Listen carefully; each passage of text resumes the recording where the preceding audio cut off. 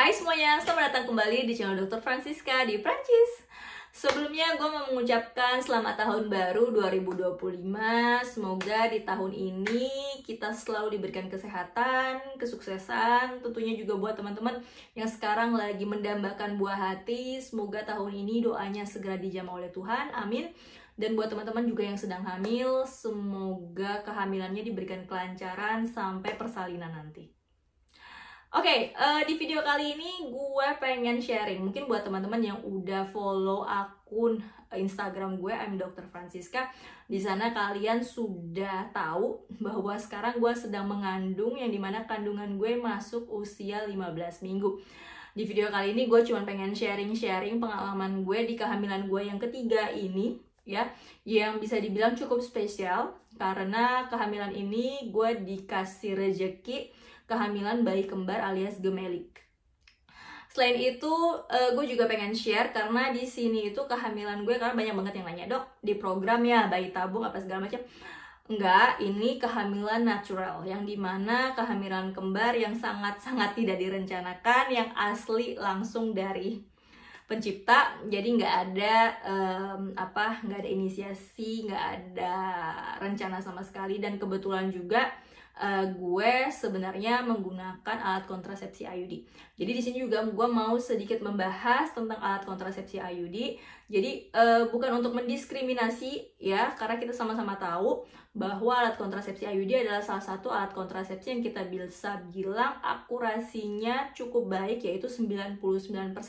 Walaupun kita sama-sama tahu juga 1%-nya masih bisa ada kemungkinan kebobolan, dan kasus ini terjadi pada gue. Oke, sekarang kita bahas terlebih dahulu mengenai IUD kali ya.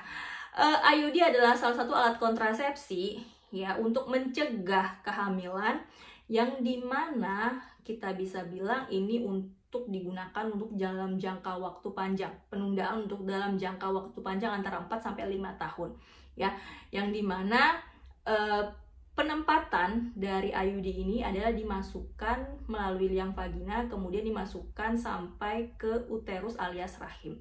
Jadi di sana dia ada yang hormonal, ada juga yang tidak. Jadi dia ada dua jenis. Akurasinya sangat baik untuk mencegah kehamilan, walaupun seperti tadi yang udah gue bilang masih ada 1% kemungkinan kebobolan gitu ya. Penyebab kebobolannya apa sih, dok? Yang jelas nomor satu, cara pemasangannya. Mungkin pada saat pemasangan ada ketidaktepatan pengukuran tentunya, atau tidak tepat posisinya, itu bisa saja.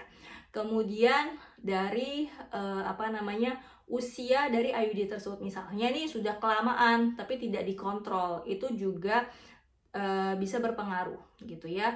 Kemudian kadaluarsa ini juga harus diperhatikan. Kemudian itu tadi kontrol secara rutin, paling nggak setahun sekali lah, karena biasanya risiko dari IUD ini adalah pergeseran posisi yang dimana dia nggak betul-betul berada di tengah, yang jadi dia bisa aja kegeser sedikit gitu, dan itu bisa yaitu berdampak kebobolan tadi gitu.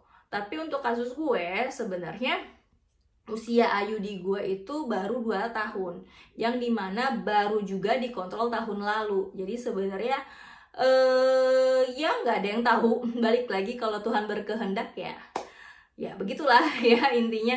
Cuman salah satu hal yang harus diperhatikan adalah memang dari faktor-faktor tersebut. Jadi usia dari IUD-nya, jadi jangan sampai kelamaan, kontrol setiap tahunnya.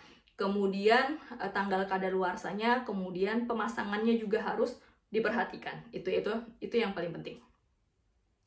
Kemudian sekarang gue mau bahas soal kembar, karena juga banyak yang nanya, dok gimana sih caranya dapat bayi kembar? Apakah memang ada treatment khusus, ada cara khusus gitu ya? Sebenarnya nggak ada.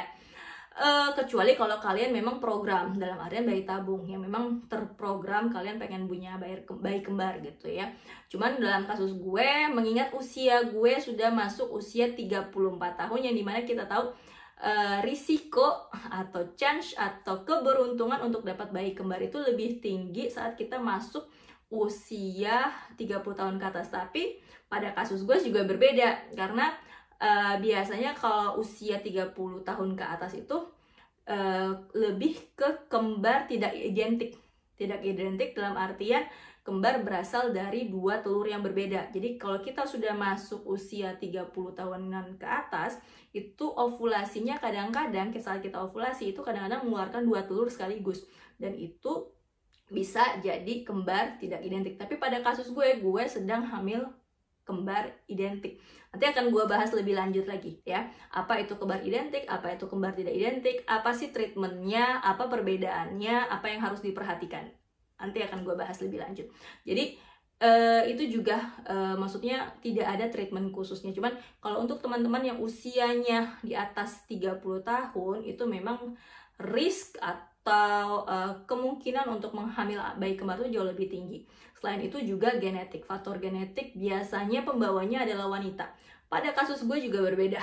Ini lebih ke pasangan gue. Gue nggak tahu sih sebenarnya dari keluarga gue ada nggak sih. Tapi sampai detik ini gue nggak tahu. Ya gue nggak punya keluarga yang dari keluarga gue itu yang punya bayi kembar. Tapi dari pasangan gue dia tuh punya sepupu, punya nenek yang saudara neneknya itu punya bayi kembar. Jadi ada kemungkinan lebih dari ke pasangan gue. Jadi faktor genetik juga mempengaruhi gitu. Jadi kalau mau ditanya makan apa atau pantang apa, sebenarnya nggak ada sih penelitian sampai detik ini yang mengatakan kalau makan daging atau makan sayuran lebih banyak bisa bikin bayi kembar. Nggak. Jadi lebih ke genetik dan tadi faktor usia juga bisa membantu. Kemudian kalau kalian memang merencanakan bayi kembar, itu dengan bayi tabung.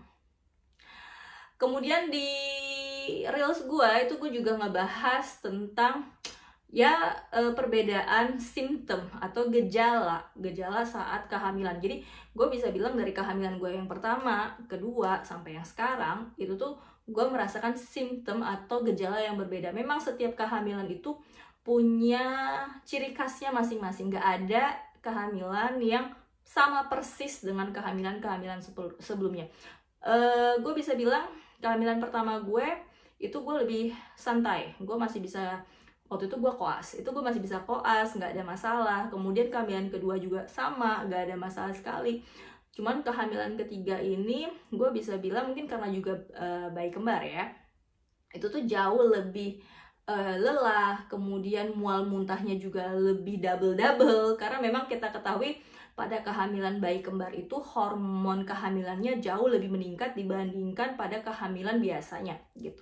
Tapi memang ya itulah ciri khas dari kehamilan kembar. Jadi tanda dan gejala kehamilannya terkadang, walaupun untuk beberapa kehamilan juga kadang-kadang perempuan lain menganggap enggak kok biasa aja. Cuman memang kecenderungannya wanita-wanita yang mengandung bayi kembar itu gejala kehamilannya jauh lebih terlihat dibandingkan dengan kehamilan single atau hanya dengan satu janin gitu.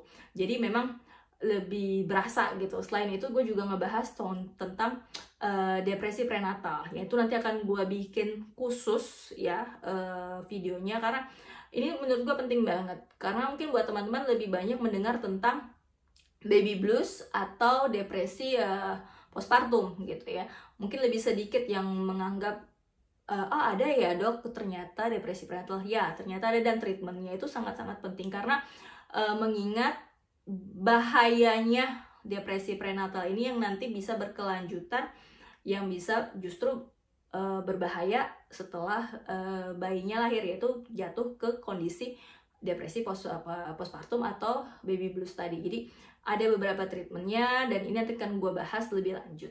Jadi itu aja untuk video kali ini. Jadi buat teman-teman yang lagi hamil atau sedang hamil bayi kembar, silahkan sharing ya, kita ngobrol-ngobrol. Mungkin juga buat teman-teman yang ingin tanya-tanya silahkan ya.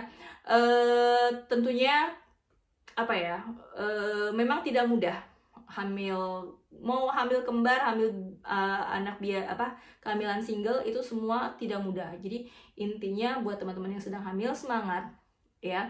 Buat bapak-bapak tentunya ini juga butuh banget ini dukungannya buat para ibu, karena mungkin kelihatannya aduh malas-malasan mulu, tapi kenyataannya memang kok rasanya itu sangat-sangat tidak mudah karena satu pengaruh hormon juga. Kemudian bayangkan ibu-ibu itu walaupun sedang duduk, kelihatannya sedang duduk, tapi bayangkan ada jabang bayi loh yang sedang dibentuk di dalam perut ibu. Jadi memang butuh tenaga yang sangat luar biasa. Jadi buat bapak-bapak di rumah, para keluarga, ya orang tua, itu semua tolong kerjasamanya untuk mendukung ibu hamil supaya bisa melalui masa-masa sulit ini dengan baik. Oke, itu aja untuk video kali ini. Sampai jumpa lagi di video selanjutnya. Dadah!